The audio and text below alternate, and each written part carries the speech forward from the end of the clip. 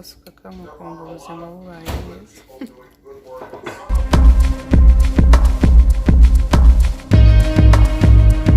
Ikaze nanone rero mu gikoni kuri Tugendane Rwanda TV show.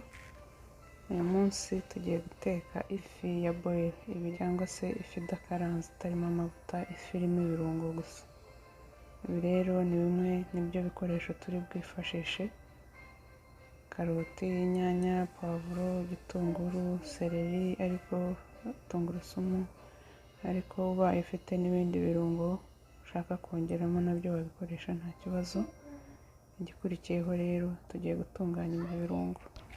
Gutunganya bya birungo rero nta kindi ukora usibye kubishyira ku ziko, hanyuma ugacana ukabicanira mbere y'uko ushyiramo amafi. Ubu rero namaze kubikatakata nshyiramo n'amazi, nshyiramo amazi aringaniye kuko burya amafi ntabwo ashya umwanya munini, ntabwo atinda gushya. Nashyizemo amazi aringaniye kubipfundikira, hanyuma mbezeho iminota 10. Nyuma y'iminota 10 ndaza mbereke ibikurikiyeho.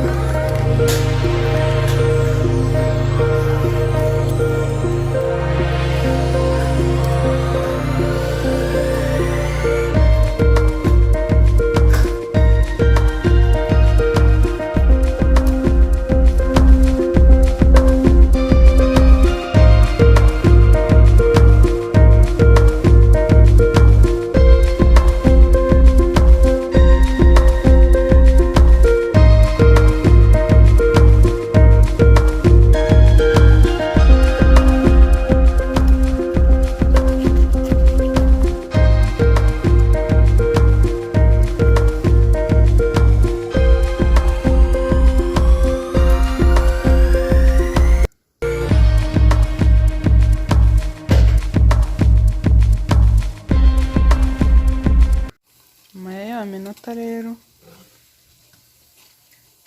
imboga zacu zahiye. Igikurikiyeho tugiye gushyiramo ya mafi twamaze gutunganya.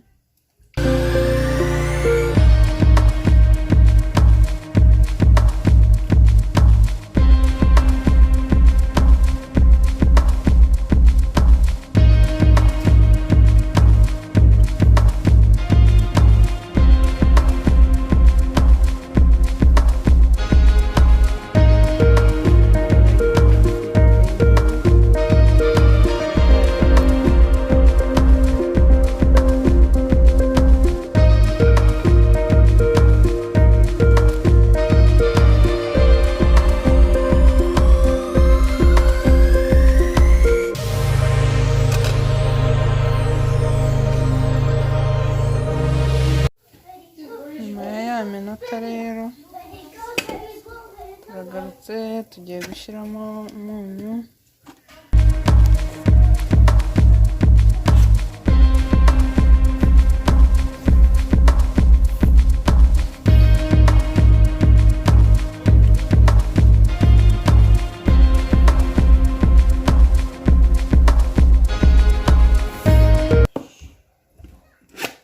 N'utundi turungo twose waba ukeneye gushyiramo.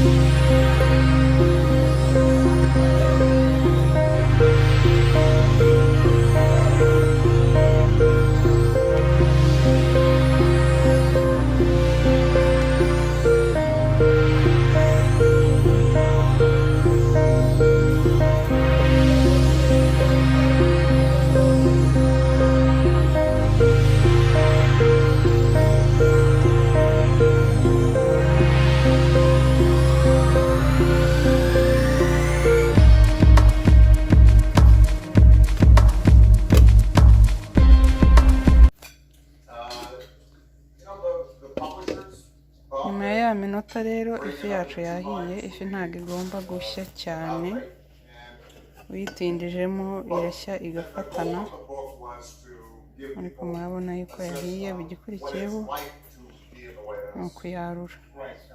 Ndaje nyarure mbereke. Boyiro yacu yabonetse, namaze kuyarura. Murabona yuko imeze neza, ibirungo nuko bimeze, yahiye, irasa neza, irahumura neza. No kuryoha igomba kuba ariko iryoshye. Urabona rero imeze neza. Aka gasosi rero cyangwa se boyiro yagufasha uramutse unarwaye n'akantu k'akagiripe, kagafata mu gitondo, cyangwa se twebwe bari hano mu bukonje, hasi nowinze nk'uyu munsi haguye urubura. Ubungubu aka gasosi ni ingenzi cyane. Ushobora no gushyiramo agasenda, ushobora no kukanywa gutyo konyine rwose, utagombye no kukarisha ikindi kintu cyangwa se kugafatisha ikindi kintu. Kameze gatya ni sawa cyane. Mugire rero namwe muzagerageza iyi fi itetse mu buryo bwa boyiro, muzambwira uko bimeze.